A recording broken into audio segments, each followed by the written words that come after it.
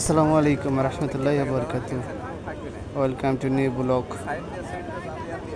আজকের ব্লগটা করব কক্সবাজার, বান্দরা টু কক্সবাজার। সাথেই থাকবেন, পুরো বিস্তারিত সবই দেখাবো। কোথা থেকে টিকিট কাটলাম, কোথা থেকে গাড়িতে চললাম, কোথায় যেয়ে নামলাম, কোথায় যেয়ে হোটেল নিলাম, এই ব্লগে সবই দেখতে পারবেন। সাথেই থাকুন, লেটস গো। বাসা থেকে বের হয়ে একটা এই যে ব্যাগ নিয়ে চলে যাচ্ছি আমরা মল্লিক কাউন্টারে, মাঝির কান্দা স্লিপিং বাস, সে তার উদ্দেশ্যে।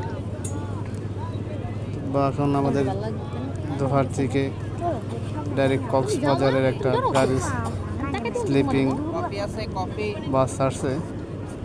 আলহামদুলিল্লাহ খুব ভালো, সুযোগ সুবিধাও ভালো আসে। আমাদের নবাবগঞ্জ দোহারের জন্য খুব উপকার হয়েছে। যারা কক্সবাজার যাইতে চায় সরাসরি একবারে এক গাড়িতে চলে যেতে পারবে কক্সবাজার। যাই হোক, যাওয়ার প্রতি একটু জ্যাম, বান্দরা বাজার। যাই হোক, জ্যাম ঠেলেই চলে যাচ্ছি সে মাঝির কান্দা মল্লিক কাউন্টারে। আমাদের বাস ছাড়বে রাত 8টায়, তো আমরা 1 ঘন্টা আগেই রওনা দিচ্ছি।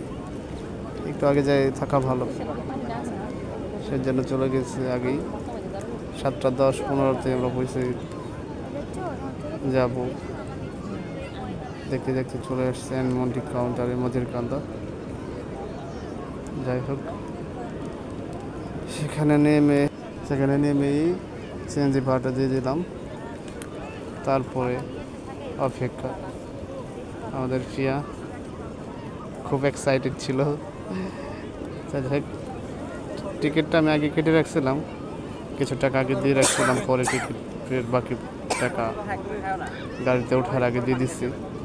তা অপেক্ষা, তার মাঝে একটু মাঝের কান্দার নাম করা টিক্কা 2-4টা টিকা খেয়ে নিলাম। সেই স্বাদ। দেখতে দেখতে চলে আসছে আমাদের গাড়ি।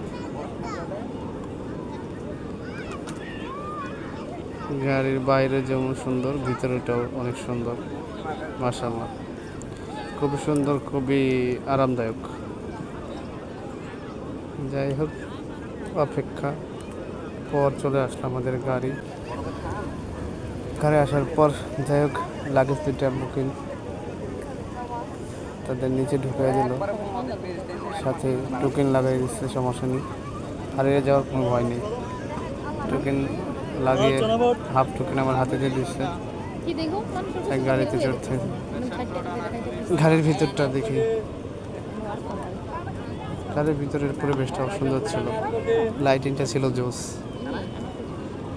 এই স্লিপিং সিট আমি ডাবল নিয়েছিলাম, আমরা 3জন মানুষ, যেহেতু ডাবল বেডে আমাদের হয়ে গেছে, 3জনে আরামসে চলে আসতে পারছি, কোনো সমস্যা নেই। পরিবেশটা ভালো ছিল, পরিষ্কার পরিচ্ছন্ন। মাঝে আমার ফিয়ামন একটু ডান্স করলো খুশিতে। তার ভাগে বাচ্চারা পরে আমরা দুজনে মিলে একটু খেলাধুলা করে নিলাম, থাপড়া থাপড়ি, এটাকে বলে থাপড়া থাপড়ি। আমরা থাপড়া থাপড়ি করে নিলাম একটু, বা বেটিটা থাপড়া থাপড়ি করে নিয়ে চলে গেলাম। যাই হোক, দীর্ঘ 3 ঘন্টার পর মাঝে একটা ব্রেক, এখানে এসে ব্রেক, খাওয়া দাওয়ার সময়ের জন্য ব্রেক। ঘুমে পড়ে যেতেছে আমাদের ফিয়া। যাই হোক, সকাল সকালই বাইরের প্রাকৃতিক দৃশ্য অনেক সুন্দর লাগতেছিল, সেই জন্য একটু ভিডিও করে নিলাম, সবাইকে দেখায় বাইরের কি প্রাকৃতিক দৃশ্য, কি সুন্দর আবহাওয়া, খুব সুন্দর। একটু দেখতে থাকুন।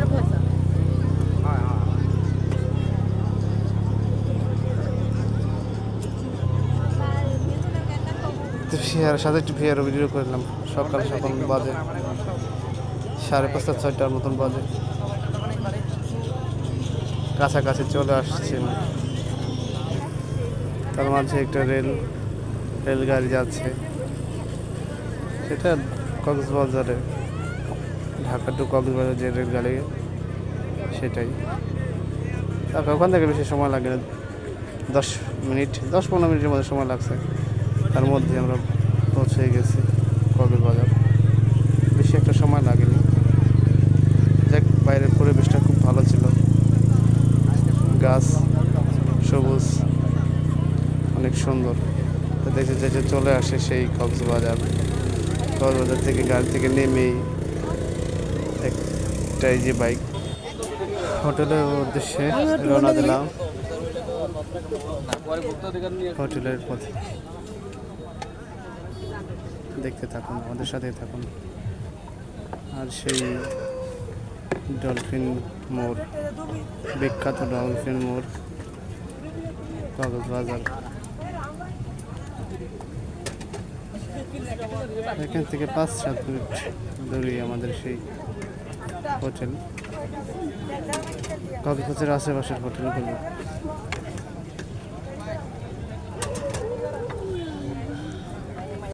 অবশেষে হোটেলে এসে বললাম, হোটেলের ওয়াশরুম, বেড